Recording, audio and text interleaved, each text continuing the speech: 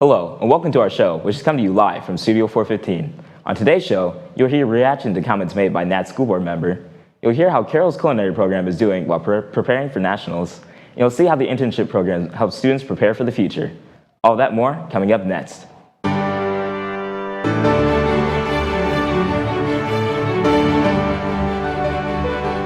We're here every morning at 5:30 in the morning, something around there. We're here on weekends. Students are able to get out of the school and kind of see what's out in the real world. So this grant proposal, I'm going to do this, basically this yoga wellness retreat.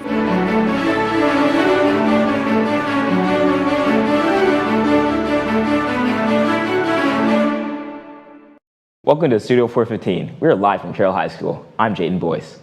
Recent Nat school board meetings have drawn more attention than usual, with both the discussion over mask policy as well as controversial comments made by board members themselves. Studio 415 reporter SIZEMORE has reacted to those comments. On Monday, April 27th, the NAC's trustee board met 4 days after board member Steve Bartkus made a contentious statement comparing mask choice and sexuality. People have a choice to be gay or straight these days, right? Some of the craziest things against God's rules on this earth. We have a choice now. Sparking backlash from the community, the April 27th meeting filled half of the large auditorium. A significant number of people voiced their condemnation of Bartkus' statements, along with a smaller group defending him. Several audience members held signs and voiced their opinions throughout the meeting in support of Bartkus. All attendees received an official NAC statement apologizing for the remarks of the last meeting. Bartkus was not among the 3 of 5 board members who signed the apology. The extensive meeting lasted for 2.5 hours, with the vast majority of the time being community statements, most heavily focused on mask policy and Bartkus' comments. Carroll Jr. ALEXIA Ponce, who spoke at the meeting, says that she spoke against Bartkus' statements because hate has no place in a high school. I feel like there should just be something taught that we're all our own person and we're all the same in some way. I just feel like there should be a word put out that like this hate isn't doing anything. It's just making other people hate themselves more, and that's not what high school's about. Studio 415 reached out to those attending the meeting in support of Bartkus for comment. They declined the interview. As of now, the petition to remove Mr. Bartkus from office is approaching 2,500 signatures. The school board has yet to comment on how this may affect Mr. Bartkus' position. For Studio 415, I'm SIZEMORE. When the district moved to remote learning last spring, most extracurricular activities were forced to come to a halt. Carroll's culinary team was not able to participate in the 2020 national competitions. This year, Blue Flame had the opportunity to showcase their curated meals and pastries to judges in the state competition. Studio 415 reporter Macias has more on the story. On April 23rd, the culinary and baking teams of Carroll's Blue Flame traveled to Indianapolis to compete against other schools. At this state competition, the teams are evaluated on various techniques from knife skills and creativity to sanitation and work ethic. Carroll's culinary team is compiled of 2 subgroups, the blue and red team. Each team is comprised of 3 members that were responsible for creating a unique 3-course meal in under 60 minutes. The red team opted for a Taste of the Earth theme, while the blue team focused on a retro diner theme. The baking teams had to replicate the same type of pastries and cake to compare to their competitors. This included rolls, lemon pound cake, and blueberry muffins. Culinary teacher RENEE SIGMON expresses that the abilities developed in her culinary classes can be re-emphasized when students join the competition teams. It's a great skill level to learn. Not only the technique and skills, but also those soft skills, the communication, professionalism, and those kind of things. So we practice that in class, but for those students that want to take it a step further and maybe earn scholarship dollars, then they can try out for the team. Students who are in culinary and baking classes do not have to join the Blue Flame, but it provides an opportunity to further their skills. Culinary and baking students have been practicing since January to prepare for their state competition. In the past, the Blue Flame has made it to the national level 9 times in the FCCLA competitions and 8 times in the Pro Start competitions. This year, due to lingering effects from the COVID-19 pandemic, the team has been forced to play catch-up due to quarantining. This year I had COVID in January, and so that's typically when we should have been practicing. And so I put a lot of my team out, I put a lot of the other team out, and so obviously everything kind of got halted in that moment and we didn't have a lot of time to practice then. Blue Flame is divided into 3 teams of bakers, culinary, and management. The management team is assessed on the logistical aspect of the food industry. This portion of the state competition was held virtually through Google Meets. Junior management team member Allison Bell expands on the various aspects the judges criticize the competitors on. So the first thing is like what type of restaurant you have, what type of cuisine, what's your target market, and figuring that out. And then you have to come up with a floor plan and a menu, interior design, along with a SWOT analysis, which is like what are your strengths, your weaknesses, your opportunities, and risk factors. At the state competition, Carroll's Blue Flame team won 1st and 2nd place in culinary, 1st in management, and all of the baking team received silver medals. Those winners will be moving on to the national competitions this May. For Studio 415, I'm Daisy Macias. Carroll High School's internship and ICE programs allow students to get more hands-on experience with their future careers. Studio 415 reporter Gabriella Hall has more information about how these programs are all about. Internship and ICE started about 19 years ago and are offered to students during their junior and senior year. The program allows them to leave school early and travel to their internship or place of work and get class credits in return.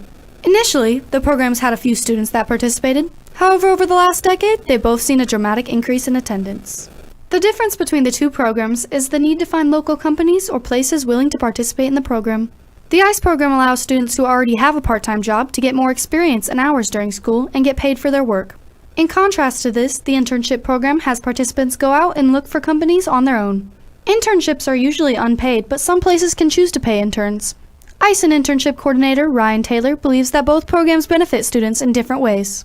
ICE is designed for the students to get work experience to go out and build their work knowledge so that if they want to go out into an industry, they could get a job right off the bat.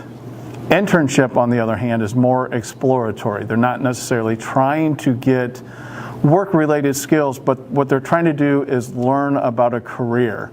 Both of the programs require students to fill out an application during the prior year in order to be accepted. Students in the internship program also have to reach out to companies and find an internship before the end of the school year. Senior student MALACHI KAMLER believes that the program is a great way to gain good experience. I would absolutely recommend the internship program. If you can find somewhere, even if you don't think you'll really end up there in that field, I would absolutely recommend that people take the internship program because it's a great way to get out into the workforce, see what it's really like, and also a great way to spend your school day.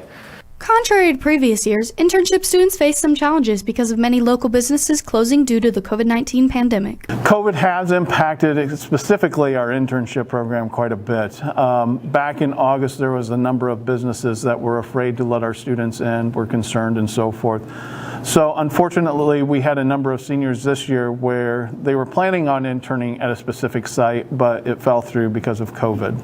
Overall, Taylor trusts that these programs will help students get a feel for their potential future career and help them realize whether they chose a path they will enjoy. I have students that sit there and say, I know exactly what I want to do. They do the internship and they realize that this isn't really what I want to do. For more information or to answer any questions you have, Mr. Taylor is available most mornings in room 128. From Studio 415, I'm Gabriella Hall. When typically thinking of scholarships and grants, most only envision these for applying for college. But one Carroll teacher is taking advantage of a grant well after his college career. Studio 415 reporter AJ Bane joins us in the studio with more. Math teacher Timothy SLOFFER has earned a grant doing something unique and creative. I spoke with him to hear what he's doing and how it could change his life.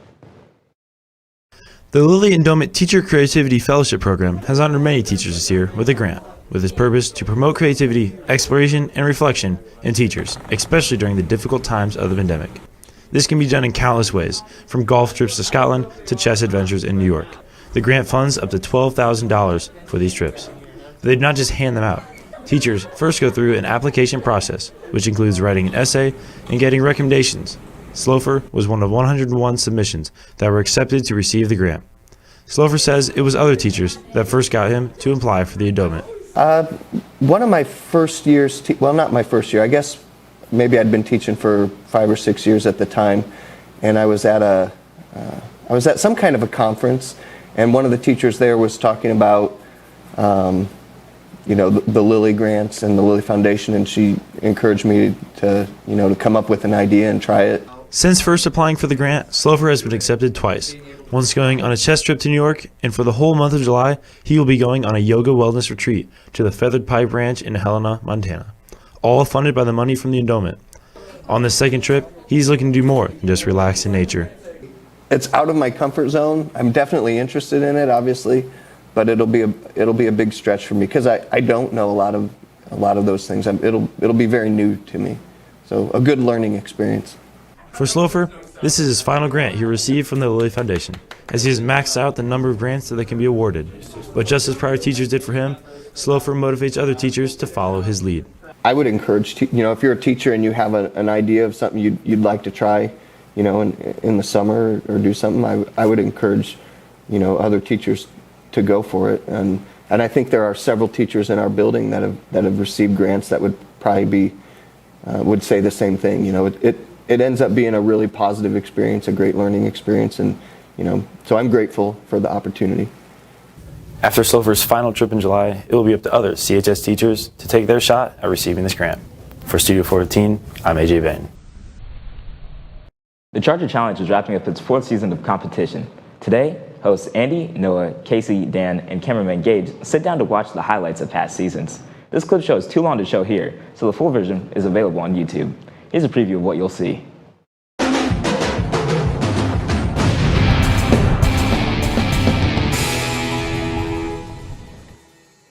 Hello, and welcome to a very special episode of the Charter Challenge. Today, I'm joined by Casey Bane, Noah Shear, Danny LaRue, and cameraman Gage.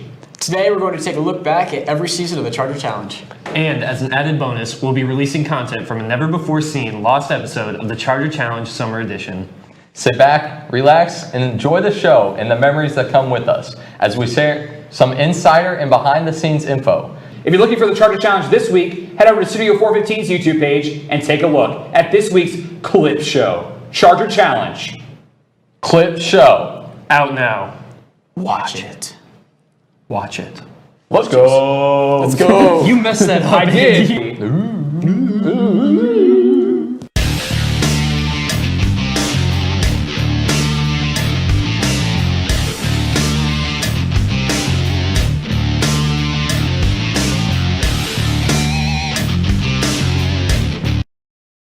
That's all we have today. Thanks for watching. We'll have 2 more live shows over the next 2 weeks. Be sure to tune in. For all of us here at Studio 415, have a great week, Carroll. Sunny days and friendly smiles, walk the halls with me. Studio 415.